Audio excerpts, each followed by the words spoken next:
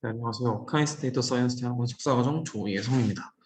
네, 금일 발표한 논문은 Single Image Haze Removal Using Dark Channel Prior라는 논문으로 다크 채널 프라이어라는 개념을 처음으로 소개한 논문이고요.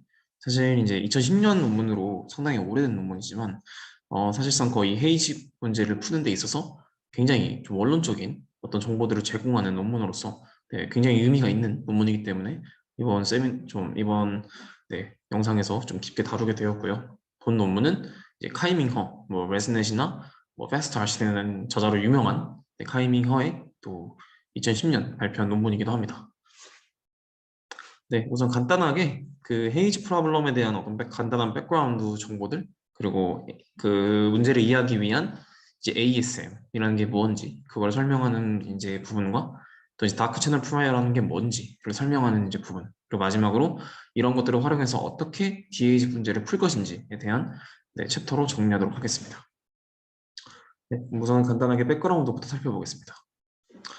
우선 내가 아시다시피 헤이즈라는 문제는 이제 굉장히 많은 이제 비전 태스크에 있어서 큰 어려움을 주고 있는데요. 아래 그림에 나와 있는 것처럼 이런 딕텍션 문제를 푼 부분에서도 이제 오른쪽 같이 굉장히 또 맑은 클리어한 경우는 그런 게 크게 문제가 안 되지만 왼쪽까지 뿌연 안개가 끼거나 여러 이제 이런 좀 뿌옇게 되는 어떤 현상이 발생했을 때는 그 정확도가 상대적으로 떨어지게 됩니다. 그래서 이런 이미지들을 블러리한 거를 좀 잘 극복해주고 이런 더 이제 태스크를 잘 수행하게끔 바꿔주는 게 굉장히 중요하다라는 점을 또 네, 굉장히 중요한 기술로도 여겨지고 있습니다. 네. 그렇다면 이거를 설명하는 대표적인 논리 중 하나가 바로 이 ASM이라고 하는 모형인데요. 이 모형을 말씀드릴 것 같으면은 이제 다음과 같은 그림으로 설명이 간단하게 드릴 수 있을 것 같습니다. 그래서 다음과 같은 이제 어떤 사물이 주어졌을 때 그 사물의 렌즈를 통과해서 나오는 이미지에는 어떤 이게 사람 눈이 될 수도 있겠고요. 그냥 이미지가 그대로 비춰지는 것이 아니라 이 이미지가 오면서 어떤 그 이미지에 영향을 미치는 어떤 대기산란광이라는 것도 있고요. 또 대기 투과율이라고 해서 실제로 이 오브젝트가 여기를 통과할 때 이 대기 입자들에 의해서 어느 정도 감쇄가 발생을 하는데 그 감쇄가 된 남은 비율을 이제 대기 투과율이라고 해서 TX로 남게 됩니다. 그래서 그 비율을 이제 T로 정의하고 그 과정에서의 이제 빛의 양, 그걸 이제 일반적으로 Global Atmospheric Light이라고 하는데 그 양을 이제 A라고 네, 보통 표현을 합니다. 그래서 이런 식의 양들을 통해서 이제 빛이 들어오게 돼서 이 순수한 오브젝트가 전달되는 것이 아니라 이런 여러 가지 요소들에 의해서 살짝 헤이지가 끼게 된다라는 부분을 설명하는 대표적인 이론입니다. 그래서 조금 더 구체적으로 수식을 보면은 다음 수식처럼 정의할 수 있는데요. 이 수식이 대표적으로 ASM 설명하는 수식입니다. 예를 들면 I 같은 경우가 이제 저희가 실제로 보고 있는 헤이지 이미지라고 보시면 되고요. J가 이제 저희가 보고 있는 ground truth, 그러니까 실제적인 이제 이미지 그 자체를 의미합니다. 이걸 표현하는 방법으로는 헤이지 프레임 이미지 혹은 thin radiance 이런 식으로 표현을 하는데요. 그 J라고 하는 인풋에 이 대기 투과율이 T가 곱해지는 이 영역이 존재하고요. 두 번째 텀에는 이 에어라이트라고 하는 어떤 그 전역 대기 산란광이라고 하는 어떤 네, 그 요소가 더 들어오고 그거는 이제 1에서 그 대기 투과율을 뺀 나머지 영역에 해당하는 부분이 같이 믹스가 되면서 헤이즈 이미지가 만들어진다라고 보시면 돼요. 그래서 이 오브젝트가 통과할 때 그냥 이거 그대로 100% 통과하는 게 아니라 대기 투과율에 의해서 살짝 예를 들면 대기 투과율이 0.8이다. 그러면 0.8 정도만큼 전달이 되니까 그 감쇄되는 다이렉트한 이제 어테뉴에이션 그래서 다이렉트 어테뉴에이션이라고 해서 직접적인 감쇄가 일어나는 영역이 바로 이 텀이고요. 여기서 이제 대기 산란광이라고 하는 에어라이트라고 하는 이제 부분으로 정의가 되는 이 부분인데요. 이거는 전체 이제 전역 대기 산란광에서 대기 투과율을 뺀 남은 영역만큼의 곱해진 그 형태가 바로 이제 대기 산란광 에어라이트라고 하는 부분이 됩니다. 그 다음에 이 T라고 하는 건 어떻게 정의가 되냐면은 이 T라고 하는 건 바로 이 depth 혹은 distance라고 하는 이 D에 의해서 정의가 되고요. D랑 이제 이제 반비례하는 관계를 갖죠. 그래서 지수함수 형태가 갖고 이 베타는 이제 산란계수라고 하는 값으로 정의가 돼서 이 depth가 이제 길어지면 아니면 사물이 더 멀리 쏠수록 이 t의 값은 더 작아지겠죠. 작아지게 되면서 이제 조금은 더 그 헤이즈 값이 이제 더 이쪽 텀이 더 커지게 되겠죠. 그래서 빛의 영향이 좀 더 커지게 되고 조금은 더 이제 헤이지가 튀게 되는 뭐 이런 문제들이 이제 발생을 하게 되는 것이고, 왜냐면 이제 그 여기로 통과되는 그 양이 더 적어지게 될 테니 이 값이 더 적어지게 되니까요. 네, 이런 식으로 이제 설명이 되는 이제 방법이 기본적으로 이제 atmospheric scattering model이라고 표현을 합니다. 네, 조금 더 구체적으로 설명을 드리면 이 A랑 I랑 J는 어떤 3차원의 이제 벡터로 구성이 되는데요. 이제 그게 3차원인 이유가 이제 빛의 3원색인 RGB로 이제 각각 구성이 되기 때문에 픽셀 X별로 이제 이렇게 구성이 되기 때문에 나타낼 수 있고, 저희가 앞서 수식으로 이렇게 나타낼 수 있다는 거는 곧 이 I는 J랑 A의 어떤 인터폴레이션이라고 쉽게 볼 수 있겠죠. T에 대한 인터폴레이션으로 나타내서 이 영역이 이제 T가 되고 이 영역이 1-T가 되겠죠. 그래서 그런 식으로 내분할 수 있는 구성으로 또 구성이 돼 있다라는 걸 또 저자는 설명하고 있고, 그러면 T를 결국 이렇게 표기가 되겠죠. 그리고 이거를 또 다른 노테이션으로는 이 C가 이제 채널의 정보인데, 이 특정 채널에 대한 정보로 나타낼 수 있습니다. 왜냐하면은 이 부분에 있어서는 이제 R 그리고 G 그리고 B에 따라서 다 일정합니다. 그래서 여기가 R이 들어가든 G가 들어가든 B가 들어가든 결국 이 대기 투과율이 갖는 값은 일정하기 때문에 그냥 이렇게 특정 채널에 대해서 이렇게 T를 표현할 수 있다라는 특징을 가지고 있습니다. 네, 그럼 본격적으로 다크 채널 프라이어가 뭔지에 대해서 공부를 해보려고 하는데요. 다크 채널 프라이어에서 가장 중요한 특징은 뭐냐면 바로 이 골드 표시되어 있는 이 문장입니다. 즉 대부분의 이제 스카이 패치라고, 그러니까 그 하늘 사진을 제외하고 대부분의 어떤 이미지에서는 하나의 채널에 있어서는 매우 명도가 낮은 부분이 존재한다라는 거죠. 그래서 이게 좀 무슨 말인지 바로 이해가 안 되실 것 같아서 이미지를 갖고 가는데요. 이런 예를 들면 숲이 있는 사진이 있으면 이걸 어떤 그 다크 채널이라고 하는 어떤 걸 구하게 되면 굉장히 시커멓죠. 그리고 거의 대부분의 사진들이 좀 진한 어떤 이런 값들을 갖게 되는데, 이런 특징들을 갖는다고 설명하는 게 바로 다크 채널입니다. 이게 정확히 무슨 말이냐면 수식을 통해 설명을 드려볼게요. 예를 들면 저희가 이 이미지를 Y라고 하면은 이 Y의 아까 RGB의 특정 채널에 따라서 미니마이즈 값을 구하는데, 이 Y는 정확히 말하면은 이 X 픽셀에 대한 이제 로컬 패치입니다. 그래서 그 로컬 패치에 대한 이제 미니마이즈한 J를 미니마이즈하는 값을 구하고, 그게 이제 세 가지 채널 중에서 가장 작은, 그러니까 한마디로 모든 채널과 패치를 다 포함해서 가장 작은 밸류를 구해 놓은 게 바로 이 다크 채널이에요.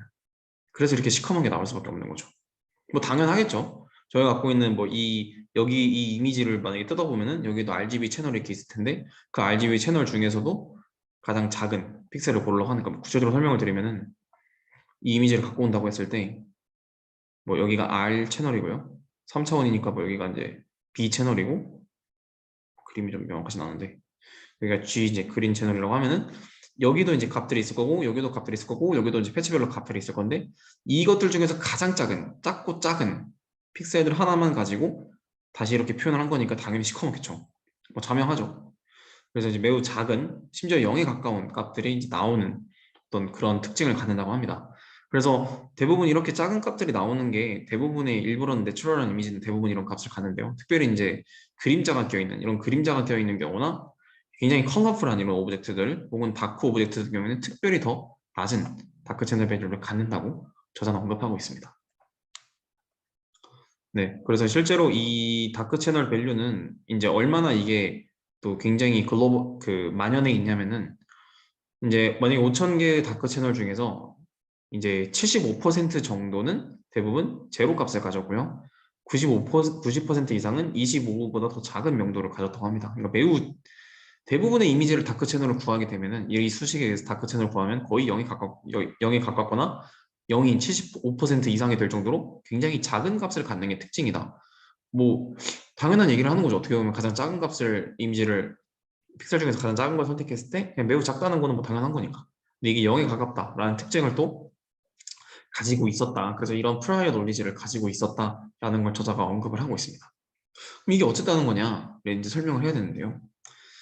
바로 이러한 부분들이 이제 실제로 헤이즈 이미지에 적용했을 때 어떻는지를 이제 보고 싶은 겁니다. 그래서 이제 이 에어라이트라는 게 이제 헤이즈 이미지는 고려가 되잖아요. 그래서 헤이즈 이미지 같은 경우는 헤이즈 프리 이미지 대비 이 더 브라이터한 특징들을 이제 가진 게 이제 바로 특징입니다. 그래서 무슨 말이냐면 여기 같은 경우는 이제 헤이지 프리 이미지 같은 경우는 다크 채널이 매우 어둡게 나왔지만 상대적으로 이 이미지 같은 경우는 헤이지 이미지거든요. 요거의 다크 채널을 구해보면 상대적으로 이렇게 밝은 부분들이 존재를 했다라는 게 어떤 이 저자들이 발견하는 하나의 특징이었다고 합니다. 그래서 시각적으로 봤을 때도 이 다크 채널이 어떤 갖는 명도의 정도가 실제로 헤이지의 스틱니스를 추정하는 데도 굉장히 중요한 지표로서 활용될 수 있다 라는 이야기를 하는 거죠. 그래서 바로 이러한 특징을 활용해서 이 다크 채널의 특징을 활용해서 바로 우리는 뭘 하고자 하냐? 이 T랑 A를 에스티메이트 해가지고 만약 이 수식에서 저희는 I는 이제 입력이겠죠. 예를 들면 이런 입력이 들어와요. 그럼 저희는 이 입력에 의한 DAG 이미지를 얻고 싶으면 이걸 얻고 싶은 거잖아요. 그러면 바로 이 T랑 A를 알면은 자동으로 이 값은 구해질 수 있겠죠. 그래서 이 T랑 A를 어떻게 근데 이 T랑 A는 이제 언론이기 때문에 일반적으로 알 수 없는 값이기 때문에 그거를 정의하고 에스티메이트 하는데 활용하는 게 바로 이 다크 채널 프라이어 논리지를 활용한다라고 하는 게 이 논문이 제시하고자 하는 방향입니다. 그래서 이게 2010년에 나온 논문이니까 이때는 아직 뭐 딥뉴럴 네트워크가 활성화되지 않을 때라서 이런 좀 전통적인 통계 기법으로 해결을 했다고 합니다. 그래서 근데 또 하지만 이 방법이 갖는 조금의 한계점은 아까도 말씀드렸던 하늘 영역입니다. 하늘 영역 같은 경우는 이 프라이어 놀리지가 적용이 잘 안 돼요. 왜냐면은 저희가 일반적으로 알다시피 아까 전에 말씀드렸던 대부분의 오브젝트들은 이런 다크 채널을 구하면 어두워야 되는데 헤이지 이미지를 제외한 하늘 이미지 같은 경우는 헤이지가 있든 없든 늘 하이 인텐시티를 가졌다고 합니다. 그래서 왜 이런 현상이 발생하는지를 뒤에서 이제 다크 채널 프라이어의 어떤 수식적인 걸 설명드릴 때 이게 왜 이렇게 되는지도 같이 설명할 수 있을 것 같습니다. 그래서 그 뒷부분에서 설명드릴게요. 네, 그러면 이제 앞선 이런 사전 지식을 가지고 어떻게 리무버를 할지 살펴보도록 하겠습니다. 네, 그래서 이 부분을 보시면은 우선은 첫 번째로 이 TX, 그러니까 저희가 두 개, T랑 A를 이제 에스티메이트 해야 되는데 첫 번째로 T를 먼저 에스티메이트 한 과정에서 어떤 이제 논리를 펼치게 되냐면 우선 먼저 A는 이제 주어졌다고 가정을 해보겠습니다. A는 어떤 전차로 구했다고 이제 가정을 하고 그 다음에 이제 이 저희 X의 이제 로컬 패치들의 어떤 트랜스미션 값은 전부 다 일정하다라는 걸로 저희는 가정을 하겠습니다. 좀 연산의 좀 단순화를 위해서 좀 일단 컨스턴트 하자고 생각을 한 상태에서 저희가 이제 이 t 틸다라고 하는 요게 이제 바로 패치스의 이제 트랜스미션 값을 의미하는데요. 그럼 이 값을 저희가 이제 최종 추정치를 구해야 하잖아요. 그럼 그거를 이제 수식으로 한번 아까 ASM을 살짝 이제 활용해서 전개를 해보려고 하는데 이 ASM 포맷은 아까 저희가 말씀드렸던 그 i는 뭐 j 곱하기 t 플러스 a 곱하기 1 마이너스 t 형태였잖아요. 즉 이런 형태였죠. 이거를 채널로 표시하면 다음과 같이 나타날 수 있습니다. 그래서 아까 특정 채널에 대한 표시를 하면 이렇게 나타날 수 있겠죠. 그래서 이런 식으로 나타내는 이제 값을 가지게 되고 요 수식에서 이제 다크 채널 프라이어를 구해야 되니까 이제 아까 다크 채널 프라이어의 수식은 이런 식으로 이제 민 오퍼레이터들이 있었잖아요. 그래서 그걸 똑같이 적용해 주는 거에 불과합니다. 그래서 이렇게 민 오퍼레이터를 패치별로 이렇게 조정을 해주면 수식이 이렇게 정리가 되고요. 그 다음에 이 수식에서 또 다시 이제 가장 적은 채널을 또 이렇게 붙여줘야 되기 때문에 이렇게 또 텀이 들어갑니다. 그럼 이렇게 수식이 되는데 여기서 중요한 특징 중 하나가 저희가 앞서 말씀드렸던 헤이지 프리 다크 채널을 구했을 땐 굉장히 스카이 리전을 제외한 나머지는 굉장히 작은 값, 뭐 거의 0에 가까운 값이 75% 이상이었죠. 즉 대부분 우리는 이거를 그냥 0으로 가정하고 봐도 큰 어떤 문제는 없겠다라고 이제 저자는 판단을 했고 아예 이 다크 채널의 헤이지 프리 이미지 같은 경우는 0이 된다라고 이제 이야기를 하는 거죠. 아, 그러면 0이 되니까 실질적으로 이 텀은 그냥 0이 되겠네요. 그러면 이 수식을 다시 정리하면 결국 요런 이제 t 틸다는 바로 요런 형식의 어떤 수식으로 전개가 될 수 있는 거를 우리가 확인할 수 있습니다. 여기서는 저희가 a가 주어졌다고 가정하기 때문에 값을 구할 수 있는 거죠.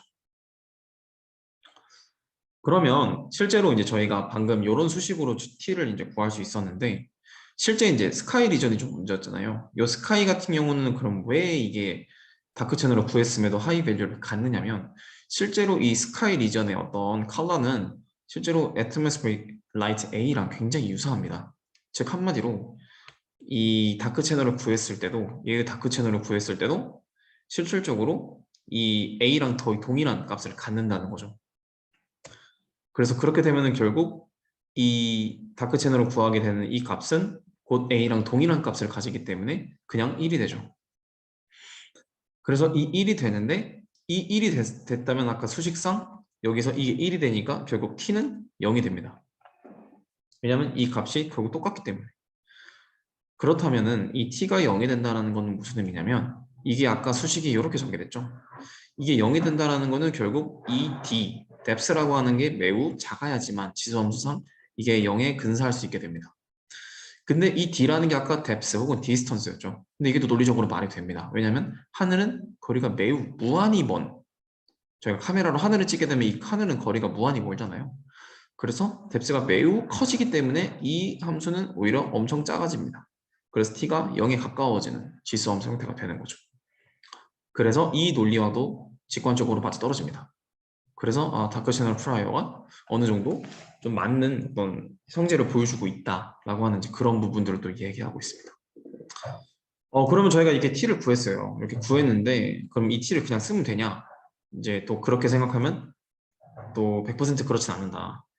심지어 clear day, 그러니까 매우 헤이지 프리한 이미지를 할지라도 거기에는 반드시 또 대기 입자들은 존재하고요. 그런 걸로 인해서 어느 정도의 감쇄가 발생을 하는 경향이 있다는 겁니다. 그래서 이제 t에 대해서 t를 어느 정도 조금은 덜 감쇄시켜야겠죠. 그래서 slightly 시켜야 됩니다. 그러니까 이 값이 크면 클수록 t는 작아지잖아요. 근데 그 정도를 좀 줄이자는 겁니다. 왜냐하면 t가 아예 0이 돼버리는 경우는 사실 거의 없다. 왜냐하면 대기 입자는 무조건 존재하기 때문에. 그래서 사실상 이 W라고 하는 이제 가중치를 줘서 살짝은 미약한 감쇄를 나게끔 해라 라고 하는 추가적인 이런 파라미터를 또 추가를 했다고 합니다. 그래서 이제 이렇게 만약에 오리지널 이미지가 있으면은 이 B를 보면은 이제 이렇게 그 트랜스미션 맵을 이렇게 구하게 되는데요. 보시면은 이제 뭐 딱 사진을 봤을 때 저희는 뭐 이게 뭔 차이가 있냐라고 보면 되시지만 이 C라고 하는 게 저희가 최종적으로 얻는 결과거든요. 근데 가만히 보면은 살짝 이런 부분들이 이미지가 이 친구는 살짝 좀 더 명확하지 않는 좀 뭐 샤프하지 않고 엣지 같은 게 좀 명확하게 형성되지 않는 한마디로 블럭 이펙트, 블럭 현상이 발생을 해버렸습니다. 왜냐면은 이게 가장 크게 발생한 이유가 저희가 앞서 가정했던 게 이제 로컬 패치별로 모든 트랜스미션이 다 컨스턴트 할 것이다 라는 가정을 했는데 사실은 그렇지 않는 경우가 존재하기 때문에 이런 방금 그 순수한 이 TX만 구하게 되면은 이런 한계점들이 존재했다라는 걸 저자는 얘기하고 있습니다. 이걸 극복하기 위해서 사용하는 방법이 바로 소프트 매칭이라고 하는 또 전통적인 방법을 사용한다고 합니다. 그래서 이 방법에 대한 구체적인 거는 이 논문에 나와 있고요. 그래서 이거는 어떤 식의 방법을 취하냐면 저희가 이 어떤 방법을 통해서 t 틸다를 구한다고 하면은 그 t라고 하는 게 이제 어떤 refined 이제 정답 이제 저희가 추정하고자 하는 어떤 답이라고 하면은 방금 저희가 구한 게 t 틸다잖아요. 그랬을 때 이 둘의 차이를 이렇게 에너지 펑션식으로 만들 수 있습니다. 그러면 이 부분에 대해서 이 에너지 펑션을 미니마이즈 하는 t를 구하면 그게 더 이미지를 잘 또 블록 현상을 막아줄 수 있는 것이다 라는 이제 이야기를 하고 있습니다. 그래서 그런 이제 부분들을 거치게 되면서 이 에너지 펑션을 이제 미니마이즈하는 어떤 이 t 틸다를 찾게 되는데요. 이 앞단에 있는 이 부분이 바로 뭐 스무드 텀이라고 표현을 하고 두 번째는 데이터 텀이라고 표현을 한답니다. 여기 들어간 이제 이 L이 이제 뭐 매팅 라플라시안 매트릭스라고 이제 표현을 하고 뭐 다음까지 나타낼 수 있다는데 저도 여기 부분은 좀 명확하게 이해하기 좀 어려워서 다음 논문에 좀 자세하게 나와 있어서 혹시 더 심화 공부가 필요하신 분들은 아래 논문을 참고해 주시면 좋을 것 같습니다. 그래서 요 이제 방법을 통해서 이거를 최소화하는 이제 이 매트릭스 전선을 풀게 되면 다음과 같은 이제 이걸 만족시키는 t 틸다를 t를 구하게 되면 그 t가 조금 더 앞선 t보다 좀 더 t 틸다보다 좀 더 개선된 요런 이제 이미지가 나오게 된다. 그래서 그 방법으로 사용된 게 바로 이 소프트 매팅이라는 방법이다. 네, 이 정도만 이 정도만 네, 이해하고 넘어가 주시면 좋을 것 같습니다. 좀 더 추가적인 이 소프트 매팅 자체에 대한 알고리즘을 공부하고 싶으신 분들은 방금 말씀드렸던 아래 링크를 참고해 주시면 좋을 것 같습니다. 네, 그러면은 저희가 구한 게 결국 t였죠. 아까 뭐 소프트 매팅까지 해가지고 t를 구했는데 저희가 갖고 있는 i랑 t 그리고 a는 지금 주어졌다고 가정을 했습니다. 그래서 요 세 가지 수식을 가지고 이제 ASMA에서 J를 복원할 수 있죠. 네, 하지만 아까 t가 간혹 0에 근사될 수 있다라는 어떤 가정을 했었어요. 그럼 여기가 0이 근사가 되면 굉장히 커지는 값이 되니까 좀 언스테이블 할 수 있습니다. 그래서 여기에 살짝 이제 보관 조금은 이제 좀 조정을 해주는 로어 바운드를 설정해주는 이렇게 T0로 클리핑을 해줘서 네, 조금 너무 작아지지 않게 조정을 해주는 그래서 뭐 0.1 정도로 설정을 해서 네, 복원을 했다고 합니다. 그래서 얘가 이제 실제로 복원이 된 결과는 이런 식으로 나온다. 좀 더 선명해진 이미지를 얻을 수 있었다라고 저자는 이야기하고 있습니다. 네, 그러면 이제 A를 아까 저희가 이제 주어졌다고 가정을 했었는데 사실상 A도 원래는 unknown value이기 때문에 A도 구하는 전차를 마련을 해야 됩니다. 그래서 대부분의 이전의 방법들은 그냥 이미지에서 가장 highest intensity, 그러니까 가장 높은 명도를 갖는 그거를 에어라이트로 하자라고 했는데 이게 실제 문제에서는 좀 적합하지 않았습니다. 예를 들면 저희가 기축 사진이 있는데 이렇게 하얀 차들이 있는 이미지가 있거나 뭐 하얀 빌딩이 있거나 사실 그 하얀 빌딩과 차들이 에어라이트가 돼서 계산을 하게 되면은 실제로 이게 헤이즈 문제를 풀게 될 때 좀 이상하다는 거죠. 그래서 핏하지 않다라는 이제 저자는 그런 이야기를 하면서 아까 우리가 다크 채널을 구했으니까 그 다크 채널을 에어라이트 구하는 데도 써보자 라는 그런 이야기를 하게 되고요.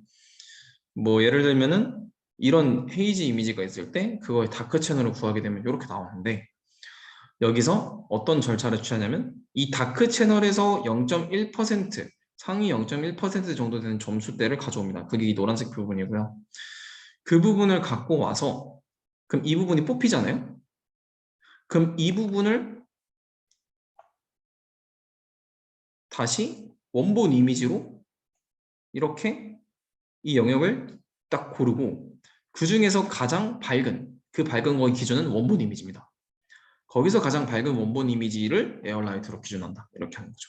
그러니까 이 단계만 있는 게 아니라 이 단계가 추가된 거예요.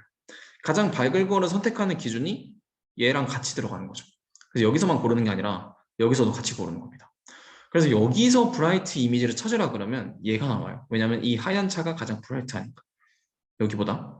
근데 이 다크 채널을 고려하게 되면 가장 브라이트한 부분은 바로 여기가 되겠죠.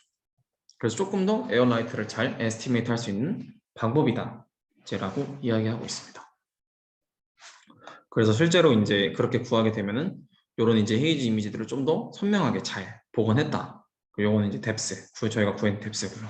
그래서 이런 식으로 조금 더 잘 그 헤이즈를 리무브 할 수 있었다라는 이제 설명을 하고 있습니다. 결국 저희가 소개해드린 이 DCP라는 방법은 매우 전통적인 방법이고 뭐 뉴럴 네트워크나 이런 걸 활용한 게 아니라 이런 어떤 사전 지식적인 어떤 이런 다크 채널이라는 특징을 활용해서 조금은 그 헤이즈를 죽이는 방법이었는데요. 요게 이 방법을 굳이 리뷰한 이유는 오늘날 많은 헤이즈 문제를 푸는 많은 이제 딥러닝 기반의 헤이즈 문제를 푸는 방법에도 이 다크 채널 프라이어를 기반으로 하는 로스 펑션을 만들어서 또 이제 네트워크를 업데이트하는 데 많이 사용됩니다. 그래서 그때마다 한 번씩 헤이즈 문제를 푸는 헤이즈 영역을 또 연구하시는 분들께는 반드시 또 마주하게 되는 논문이 바로 이 DCP고 또 이 DCP를 개량한 많은 또 함수들이 나오고 있는 상황이기 때문에 다크 채널 프라이어는 반드시 또 공부를 하게 되는 그런 영역이어서 네, 이번 영상으로 준비를 하게 됐습니다. 네, 이상 시청해 주셔서 감사합니다.